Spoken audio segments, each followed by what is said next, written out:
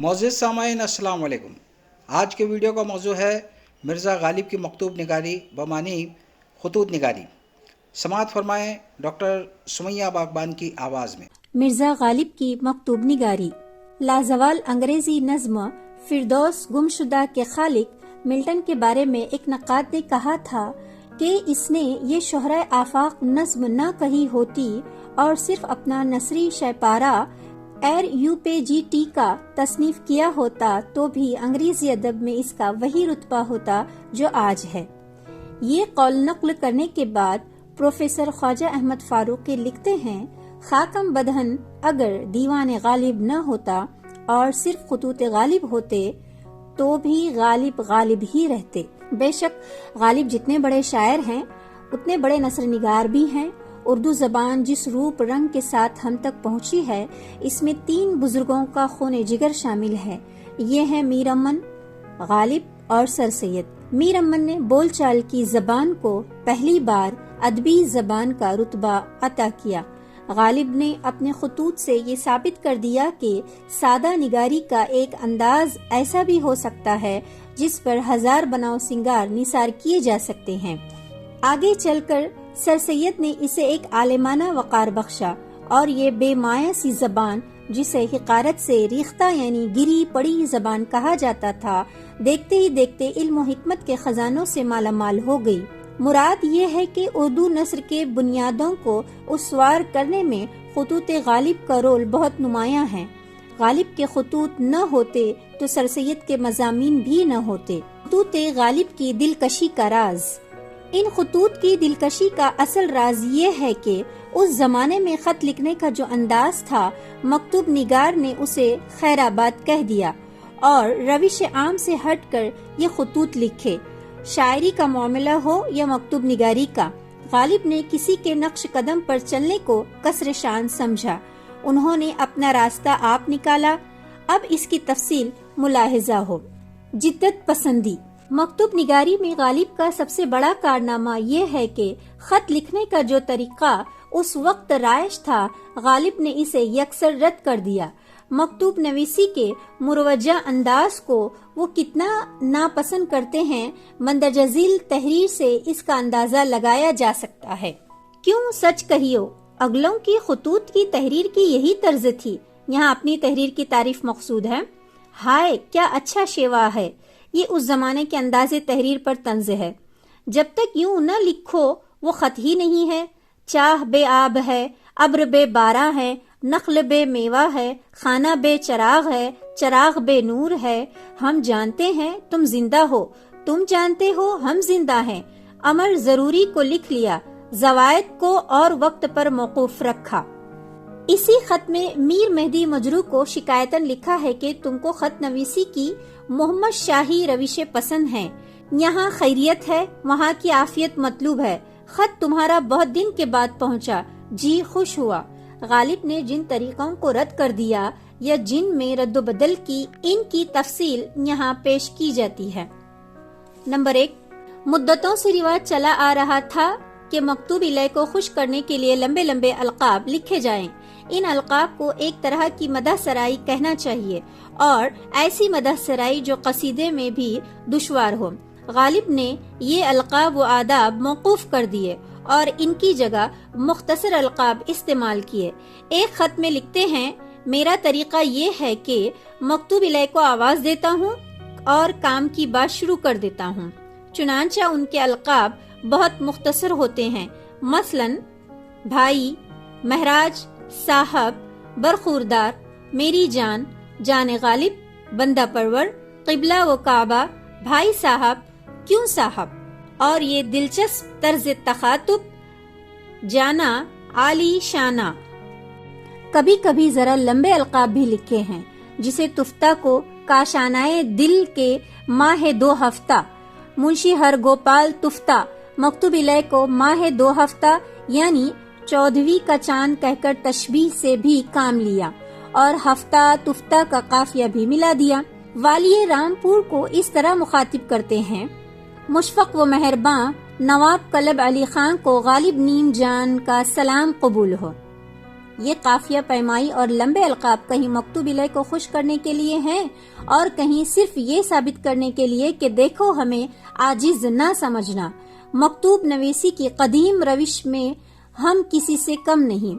آج بھی دستور ہے خط کے خاتمے پر اپنے نام سے پہلے آپ کا نیاز مند یا آپ کا مخلص وغیرہ لکھتے ہیں۔ پہلے یہ عبارت اور بھی لمبی ہوتی تھی۔ کہیں کہیں غالب نے بھی تفریحاً اس طرح کی عبارت لکھی ہے، جواب کا طالب غالب، لیکن انہوں نے اس تکلف کو بھی بالائے طاق رکھ دیا۔ عام طور پر آخر میں وہ صرف اپنا نام لکھ دیتے ہیں، بلکہ کہیں تو نام بھی نہیں لکھتے۔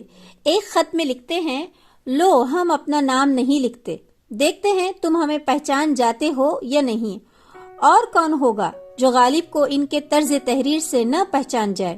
اس طرح بعض خطوط کو بغیر القاب کے بھی شروع کر دیا ہے۔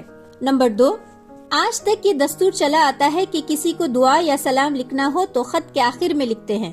ذرا سوچئے، یہ بھی تو ہو سکتا ہے کہ کوئی اس کا برا مان جائے کہ جب ساری باتیں نمٹ گئیں اور پھر بھی جگہ بچ رہی ہو تو ہمیں سلام لکھ دیا۔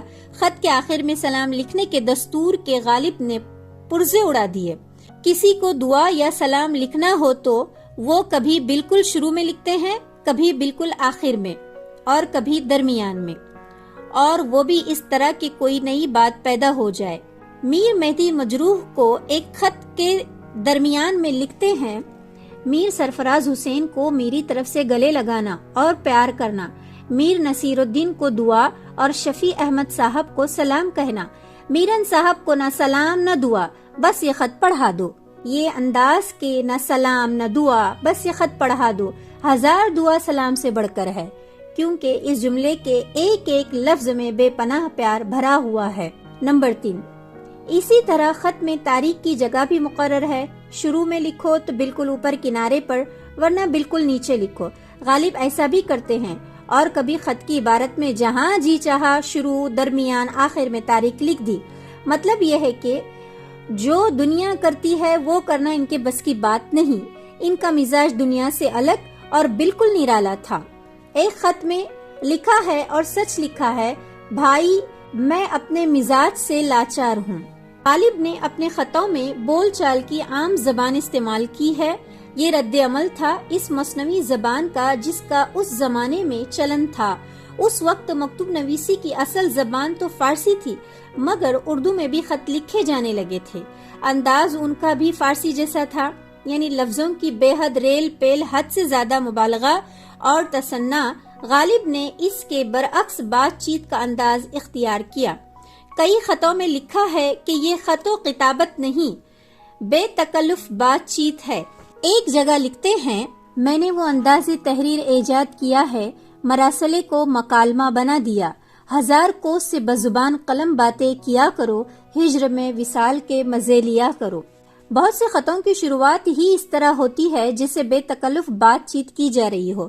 چند مثالیں ملاحظہ ہوں، ارے کوئی ہے ذرا یوسف مرزا کو بلائیو، لو صاحب وہ آئے، میاں لڑکے کہاں پھر رہے ہو، ادھر آؤ خبریں سنو، ہا ہا میرا پیارا مہدی آیا، آؤ بھائی مزاج تو اچھا ہے، بیٹھو، کیوں صاحب روٹھے ہی رہو گے یا کبھی منو گے بھی، اور اگر کس طرح نہیں منتے تو روٹنے کی وجہ تو لکھو، آؤ مرزا تفتہ میرے گلے لگ جاؤ، بیٹھو اور میری حقیقت سنو، کیوں یار کیا کہتے ہو، ہم کچھ آدمی کام کے ہیں یا نہیں۔ میر مہدی کے خط میں میرن صاحب کو کوئی پیغام دینا چاہتے ہیں تو یہ نہیں کہتے کہ میرا پیغام ان تک پہنچا دو، بلکہ ایک ڈرامائی انداز اختیار کرتے ہیں۔ ملاحظہ ہو، میرن صاحب کہاں ہیں، کوئی جائے اور بلا لائے، اور فرض کر لیتے ہیں کہ وہ تشریف لے آئے ہیں۔ حضرت آئیے، السلام علیکم، مزاج مبارک۔ غالب کے مزاج میں ظرافت بہت زیادہ تھی، اس لیے مولانا حالی انہیں حیوان ظریف کہا ہے۔ نجی زندگی میں اور بے تکلف دوستانہ محفلوں میں وہ اپنے چٹکلوں اور لطیفوں کی پھلجڑیاں سی چھوڑتے رہتے تھے۔ یہ پرلطف باتیں دوستوں اور پرستاروں کی زبانی دور دور تک پہنچی تھی۔ مولانا حالی نے غالب کے مرثیے میں کیا خوب کہا ہے، تھیں تو دلی میں اس کی باتیں تھیں تو دلی میں اس کی باتیں تھیں، لے چلیں اب وطن کو کیا سوغات۔ یہ ظرافت آمیز باتیں غالب کے خطوں میں ہر طرف بکھری ہوئی ہیں۔ ان کا یہ ارشاد بجا ہے، ہر خط میں کوئی ایسی بات لکھنے کی کوشش کرتا ہوں جس سے مکتوب الہ خوش ہو۔ کسی نے خط میں غالب سے روزہ نہ رکھنے کی شکایت کی تو اسے جواب میں لکھتے ہیں، دھوپ بہت تیز ہے، روزہ رکھتا ہوں مگر روزے کو بہلاتا رہتا ہوں، کبھی ایک کٹورا پانی پی لیا، کبھی حقے کا کش لگا لیا، کبھی روٹی کا ٹکڑا کھا لیا۔ ایک دوست کی تیسری بیوی کا، جس سے وہ بڑی چاہت سے شادی ہوئی تھی، انتقال ہو گیا۔ اس کے بارے میں لکھتے ہیں، اللہ اللہ، ایک وہ لوگ ہیں کہ 3 دفعہ اس قید سے چھوٹ چکے ہیں، اور ایک ہم ہیں کہ ایک اگلے 50 برس سے جو پھانسی کا پھندا گلے میں پڑا ہے تو نہ پھندا ہی ٹوٹا ہے نہ دم ہی نکلتا ہے۔ غالب کے خطوط کو ان کی مکمل سوانحی عمری کہا جا سکتا ہے، کیونکہ مصنف کی زندگی، اس کے خاندان، اس کے آباء و اجداد کی ساری تفصیل ان خطوں میں موجود ہے، خواہ گفتی ہو یا نہ گفتی۔ غالب کی زندگی کا کوئی واقعہ ایسا نہیں جو ان خطوں میں بیان نہ کیا گیا ہو۔ ان کے سارے غم اور ساری خوشیاں، تمام کامرانیاں اور تمام ناکامیاں ان اوراق میں نظر آ جاتی ہیں۔ شراب نوشی کا ذکر، جوا کھلانے کے جرم میں جیل جانے کا حال، ایک ستم پیشہ ڈومنی کو مار رکھنے کا واقعہ، پینشن بند ہونے اور دوبارہ جاری ہونے کا قصہ۔ غرض یہ خطوط غالب کی زندگی کی مکمل کتاب ہے۔ ان کی زندگی کے ایام تنگ دستی اور بیماری میں گزرے، اس لیے حوصلہ مندی کے باوجود ان کی طبیعت پر افسردگی کا غلبہ نظر آتا ہے۔ خطوط غالب کے جن پہلوؤں پر اب تک روشنی ڈالی گئی ہے وہ سب اہم ہیں۔ اردو ادب کے شائقوں اور غالب کے پرستاروں کے لیے یہ ایک بیش قیمت خزانہ ہے، لیکن ادب کے طالب علم کے لیے ان کی سب سے بڑی اہمیت یہ ہے کہ جدید اردو نثر کی بنیاد انہی خطوط پر استوار ہے۔ اردو زبان کے ارتقاء میں ان کا نہایت اہم حصہ ہے اور یہاں اس پر مختصر سی گفتگو ضروری ہے۔ خطوط غالب کی زبان۔ خطوط غالب کی زبان کے بارے میں یہ غلط فہمی آج بھی موجود ہے کہ اس کا دائرہ محدود ہے اور پیچیدہ مسائل کو گرفت میں لینا اس کے بس کی بات نہیں۔ یہ خیال بالکل بے بنیاد ہے۔ خطوط غالب میں اگر ایک طرف افسانوی اور ڈرامائی انداز ملتا ہے تو دوسری طرف خالص علمی زبان کے نمونے بھی کچھ کم نہیں۔ انہوں نے اپنے خطوں میں بہت سے علمی مسائل پر نہایت کامیابی کے ساتھ گفتگو کی ہے۔ ان خطوں میں انہوں نے اپنے کئی شعروں کی تشریح خالص علمی انداز میں کی ہے۔ علمی نثر کا ایک پہلو استدلالی انداز بیاں ہے۔ اردو میں استدلالی نثر کا بانی سر سید کو ٹھہرایا جاتا ہے، لیکن حقیقت یہ ہے کہ اس کا پہلا نقش غالب کے خطوط میں نظر آتا ہے۔ بیانیہ نثر بھی علمی نثر کے ذیل میں آتی ہے۔ حالات و واقعات اور مناظر کی تصویر کشی اس کا اصل مقصد ہے۔ غالب کو اس میں غیر معمولی مہارت حاصل ہے۔ ان خطوں میں ان کی اپنی اور دوسروں کی زندگی کے حالات اور بے شمار واقعات کا بیان ملتا ہے۔